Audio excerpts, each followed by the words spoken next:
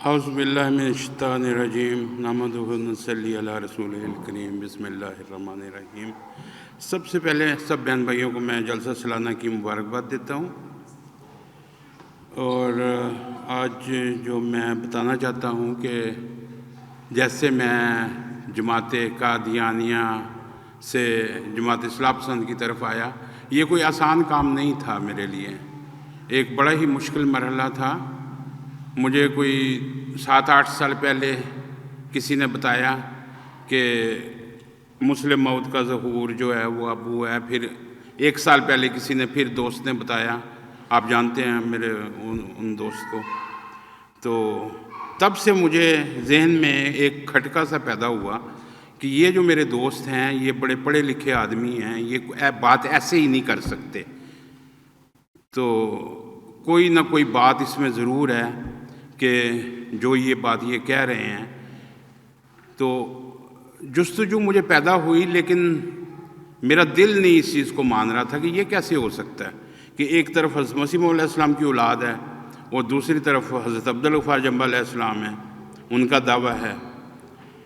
بہرحال ایک دن میں نے اپنے اس دوست کی وجہ سے، کیونکہ یہ پڑھے لکھے تھے، مجھے پتہ تھا کہ یہ بات ایسے ہی نہیں کر رہے، تو انہوں نے یہ بات یہ کیوں کی ہے اس کو میں نے دیکھنے کے لیے پرکھنے کے لیے میں نے وہ خطبہ سننا شروع کیا حضور علیہ السلام کا، اور جیسے ہی میں خطبہ سنتا گیا مجھے دلچسپی بڑھتی گئی، اور مجھے یہ محسوس ہوا کہ حضور علیہ السلام جو بات کر رہے ہیں سچ بات کر رہے ہیں، کیونکہ سچائی کی ایک اپنی خوشبو ہوتی ہے، وہ آپ پہچان لیتے ہیں۔ تو جب میں اس سٹیج تک پہنچ گیا تقریباً 70% تک کہ یہ بات سچ کر رہے ہیں، پھر مجھے یہ بھی دل میں ایک چیز پیدا ہوئی کہ میں خدا تعالیٰ کو کیا جواب دوں گا کہ اگر میں نے ان کو نہ مانا، کہ جب تجھے سمجھ لگ گئی تھی پھر تم نے کیوں نہیں مانا۔ تو بہرحال اللہ تعالیٰ نے مجھے یہ توفیق بخشی کہ مجھے ساری باتوں کی سمجھ لگ گئی، دوستوں نے میری بڑی مدد کی۔ سب سے پہلا نمبر جو مجھے ملا ڈاکٹر مقصود صاحب کا ملا، انہوں نے بھی میری ہیلپ کی، اور پھر طارق چوہان صاحب نے اور میرے دوست نے، اور اسی طرح کوئی اور عزیز و اقارب بھی۔ بہرحال اب میں آتا ہوں اپنے مضمون کی طرف۔ اللہ تعالیٰ کا لاکھ لاکھ شکر ہے کہ میں نے سچائی کو پا لیا ہے، اور آج میں آپ لوگوں کے بیچ میں موجود ہوں، اور ہم خوش قسمت لوگ ہیں کہ ہم آج عیسیٰ ابن مریم ذکی غلام کے ساتھ کھڑے ہیں، الحمدللہ۔ اب محمودی جماعت کا قیام، جماعت کے اندر دوسری جماعت کا قیام کیسے ہوا، اور 1908 سے لے کر 1913 تک خلیفہ بننے کی تیاریاں مرزا بشیر الدین محمود صاحب کی کیا تھیں، ان کے اوپر میں تھوڑی سی روشنی ڈالتا ہوں۔ جیسے کہ 1909 کو انجمن عشائت انہوں نے قائم کی، 1909 کی، یہ خلیفہ نور الدین صاحب کے دور کے زمانے کے دوران انہوں نے یہ سب کچھ کیا، اور ان کی بغیر اجازت کے کیا۔ مرزا بشیر الدین محمود صاحب نے ان سے قطعاً اجازت نہیں لی۔ اور دوسرا، انہوں نے فروری 1911 کو مجلس انصار اللہ بنا ڈالی، اس کی بھی اجازت انہوں نے نہیں لی، اور جون 1913 کو الفضل اخبار جاری کیا۔ حالانکہ اس وقت 2 اخبار آلریڈی موجود تھے، الحکم اور البدر، تیسرے اخبار کی کیا ضرورت تھی؟ اس کی کیا ضرورت تھی وہ میں آپ کو بتاتا ہوں۔ اس کی ضرورت یہ تھی کہ اس کا نام الفضل اس لیے رکھا گیا کہ جھوٹا دعویٰ مسلم موعود کا کرنا تھا کہ وہ جب آئے گا اس کے ساتھ فضل آئے گا، اس لیے اس کا نام الفضل رکھا۔ اور ساتھ میں انہوں نے رسالہ جاری کیا، ریویو آف ریلیجن، وہ بھی موجود تھا اس وقت۔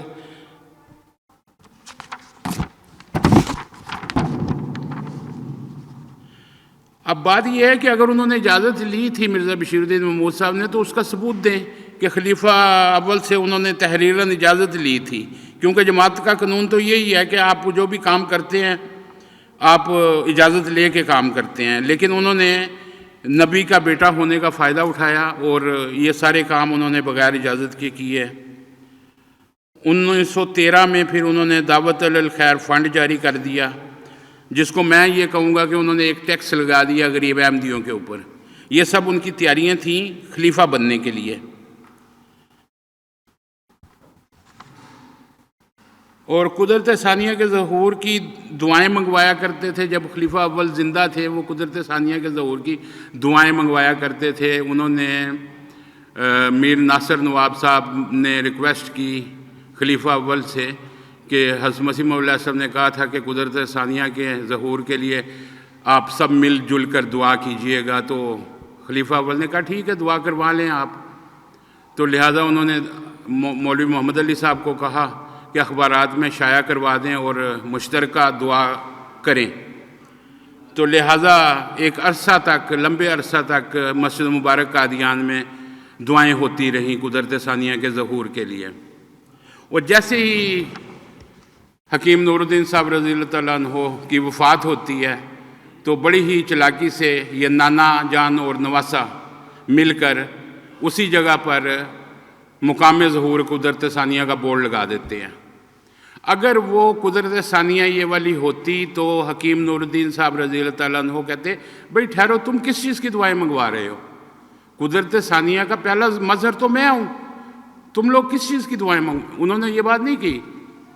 انہوں نے اپنے ایک دوسرے، اگر آپ تاریخ احمدیہ صفحہ 212 پڑھیں تو وہاں سے آپ کو پتہ چلے گا کہ انہوں نے یہ کہا ہے کہ قدرت ثانیہ، ان کا اندازہ تھا کہ 30 سال تک اس کا ظہور ہو جائے گا، یعنی کہ مجدد کا ظہور، موعود مجدد کا ظہور 30 سال تک ہو جائے گا. اسی طرح ایک اور حوالہ بھی ہے، وہ قادیان کی کتاب ہے، اس میں وہ ایک صحابی تھے، وہ خطبے لکھا کرتے تھے. تو اس میں حکیم نور الدین صاحب نے کہا کہ قدرت ثانیہ کا ظہور جو ہے وہ آئندہ ہوگا، ہو جائے گا. وہ دوسرا حوالہ وہ بھی ہے. بہرحال یہ تھی بات قدرت ثانیہ کی. اور چندہ عام کی شرح جو ہے اب 1/16 مرزا بشیر الدین محمود صاحب نے یہ لگا دی، ٹیکس لگا دیا.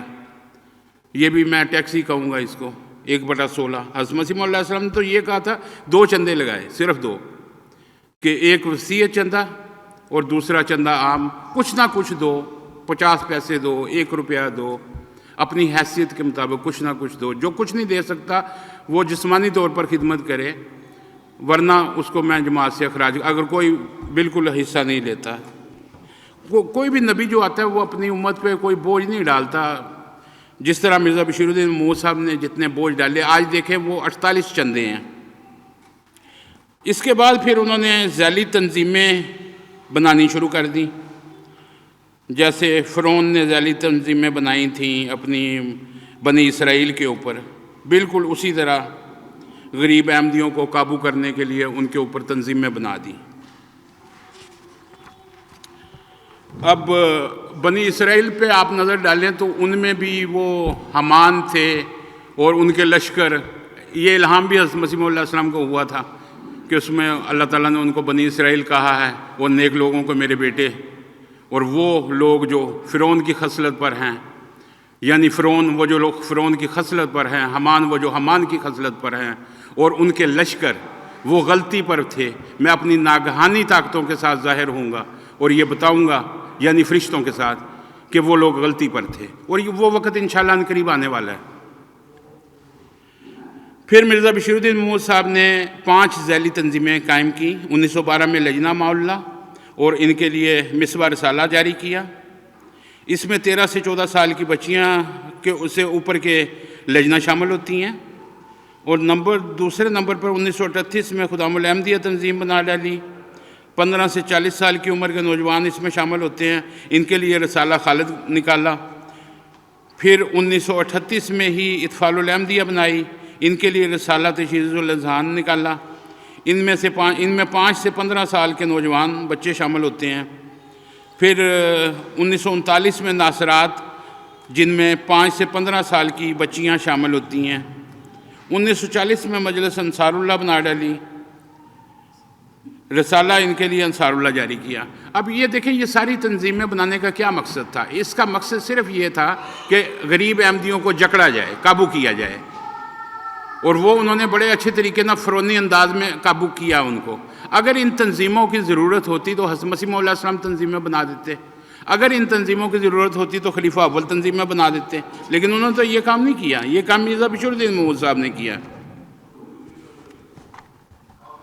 پھر یہ ان تنظیموں میں قابو کرنے کا مقصد یہ ہوتا ہے کہ بچے کی پیدائش سے لے کے اس کے مرنے تک وہ اس طرح جکڑا جاتا ہے ان تنظیموں میں کہ وہ اس میں سے نکل نہیں سکتا۔ یہ سسٹم اس طرح کا سسٹم ہے، جب بندہ مر جاتا ہے نا تو وہ کہتے ہیں اوکے بھائی اب ہمیں تم سے کوئی خطرہ نہیں ہے، اب تم جاؤ۔ بلکہ میں تو یہ کہتا ہوں کہ مرنے کے بعد بھی وہ اس سے کہتے ہیں کہ تمہارا اتنا بقایا رہتا ہے، یہ بقایا دو گے تو آپ کی جان چھوٹے گی، ورنہ آپ کی جان نہیں چھوٹے گی۔ یہ کس قسم کا اسلام ہے؟ کیا ہے یہ اسلام نہیں ہے، اسلام کی یہ تو شکل بھی نہیں ہے۔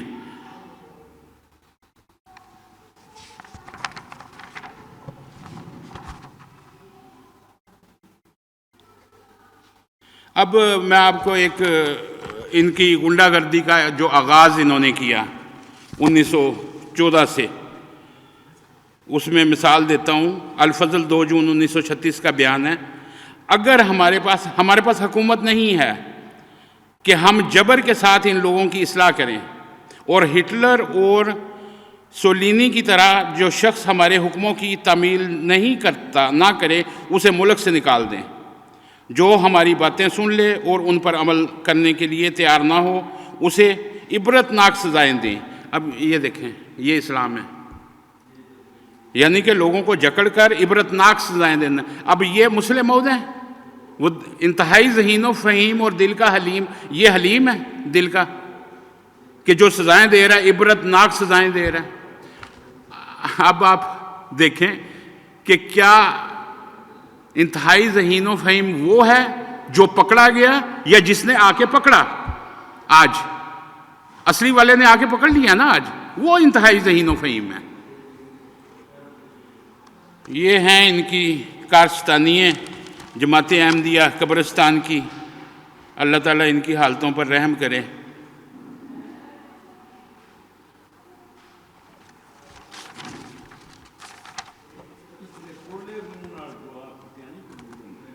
بس دعا تو اب کسی وقت کی طرح بھی لگ سکتی ہے۔ بہرحال اللہ تعالیٰ ان کو ہدایت دے۔ جو بات یہ ہے کہ جب آپ کو پتہ چل جائے کہ ایک سچائی آپ کو نظر آ گئی ہے، پھر اللہ تعالیٰ آپ سے پوچھے گا کہ جب تمہیں میں نے سے ایک سمجھ دے دی تھی تو تم نے قبول کیوں نہیں کیا؟ آپ کیا جواب دیں گے؟ اب لوگ کہتے ہیں جی انہوں نے پھر وہ قمر الانبیاء کا مرزا بشیر ایم اے پہ لگا دیا، قمر الانبیاء، اور نافلہ کا لگا دیا مرزا ناصر احمد صاحب پر۔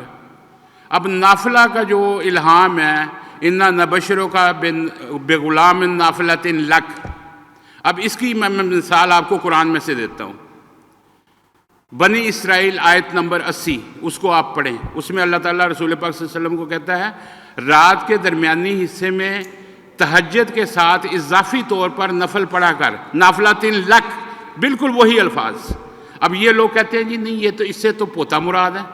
پوتا کہ کہاں مراد ہے؟ قرآن نے فیصلہ کر دیا یہ تو اس سے مراد ہے کہ میں تمہیں ایک اضافی لڑکا دوں گا۔ حضرت مسیح علیہ السلام کو 8 الہام ہوئے ہیں مرزا مبارک احمد صاحب کی وفات کے بعد کہ میں تجھے وہ لڑکا دوں گا۔ جہاں پر ان کو اجتہادی غلطی لگتی تھی خدا تعالیٰ ان کی اجتہادی غلطی کو دور کر دیا کرتا تھا۔ انہوں نے اپنے پوتے پر مرزا نصیر احمد صاحب پہ لگایا تو وہ اللہ تعالیٰ نے ان کو وفات دے دی۔ تو 6/7 نومبر 1907 کو آخری الہام ہو رہا ہے ذکی غلام کا، تو ذکی غلام تو ان کے گھر میں پیدا ہی نہیں ہوا تھا۔ یہ قرآن ثابت کر رہا ہے، الہام حضرت مسیح علیہ السلام کے ثابت کر رہے ہیں۔ یا تو آپ انکار کر دیں کہ آپ حضرت مسیح علیہ السلام کے الہاموں کو نہیں مانتے، آپ حضرت مسیح علیہ السلام کو نہیں مانتے، آپ مرزا بشیر الدین محمود صاحب کو مانتے ہیں، پھر ٹھیک ہے۔ لیکن اگر آپ یہ دعویٰ کرتے ہیں کہ ہم حضرت مسیح علیہ السلام کو مانتے ہیں اور ان کے الہاموں کو بھی مانتے ہیں، تو پھر آپ کو یہ ماننا پڑے گا کہ وہ ذکی غلام ان کے گھر میں پیدا ہی نہیں ہوا۔ اگر آپ اپنی ضد پر کھڑے ہیں کہ نہیں اسی تے انہاں نوں ہی مننا وے، اے جڑے ساڈے جعلی خلیفے نے جو عیسائیت کی طرز پر جو خلافت قائم کی گئی ہے۔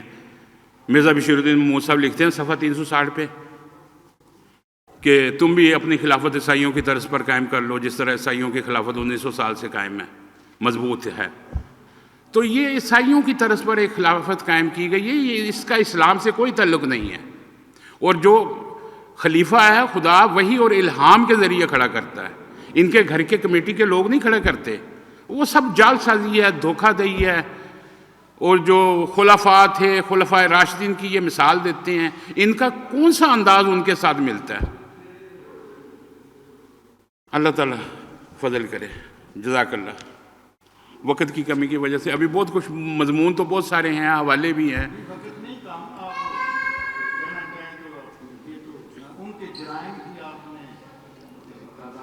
اس میں نے جرائم کی تعداد کے ساتھ میں نے حوالے بھی دیے ہیں، جس کسی کو حوالے چاہیے ہم حوالے دیں گے ان کو کہ یہ حوالے آپ پڑھیں۔ ہم ثابت کرتے ہیں کہ ان کی خلافت بھی جھوٹی ہے اور ان کے مسلم موت بھی جھوٹے تھے۔ آپ ایک مرد خدا صفحہ 106 پہ دیکھ لیں، قطع تین ہوئی سورہ حاقہ کے مطابق۔ آپ مرد خدا صفحہ 187 صفحہ 187 دیکھیں، آپ وہاں پہ یہ جو تحریفیں کرتے ہیں، اس وقت تک مل جل کر کام کرو جب تک تمہیں کوئی روح القدس پا کر وہ وجود کھڑا نہ ہو جائے۔ اب یہ روح القدس پا کر وجود کھڑے ہونے والے کا یہ جملہ نہ لکھتے ہیں اب نہ پڑھتے ہیں۔ اس کا ثبوت میں دیتا ہوں صفحہ 187 مرد خدا سے، وہاں پہ پڑھیں آپ، یہ جملہ نہیں لکھا ہوا۔ اور مرزا طاہر احمد صاحب نے بھی یہ جملہ چھوڑا، اور مرزا مسرور احمد صاحب نے بھی یہ جملہ چھوڑا۔ میرے پاس وہ حوالے موجود ہیں، میں وہ پرووائڈ کر سکتا ہوں۔ کیوں یہ چھوڑتے ہیں؟ روح القدس کس کے لیے استعمال ہوا قرآن میں؟ حضرت عیسیٰ علیہ السلام کے لیے۔ تو ادھر الہام کون سا ہے؟ کلمت اللہ ہوگا، نشان رحمت، زکی غلام، وکانا امرن مقضیہ، یہ عیسیٰ ابن مریم کا ہے۔ تو یہ ہم پورے ثبوت دے سکتے ہیں۔ اسی لیے میں نے حضرت عبدالغفار جمعہ علیہ السلام کی بیعت کی اور ان کو مانا کہ میں کیا خدا کو جواب دوں گا اگر میں نہیں مانوں گا تو۔ اللہ تعالیٰ نے ٹھیک ہے انہوں نے میرے ساتھ اب میرے رشتہ دار بھی نہیں بولتے اور دوستوں نے بھی بولنا، لیکن مجھے اللہ تعالیٰ نے بہت پیارے بیان بھائی دے دیے، کوئی کمی نہیں۔ تو یہ تو خدا تعالیٰ کی دین ہے۔ جزاک اللہ، بہت شکریہ۔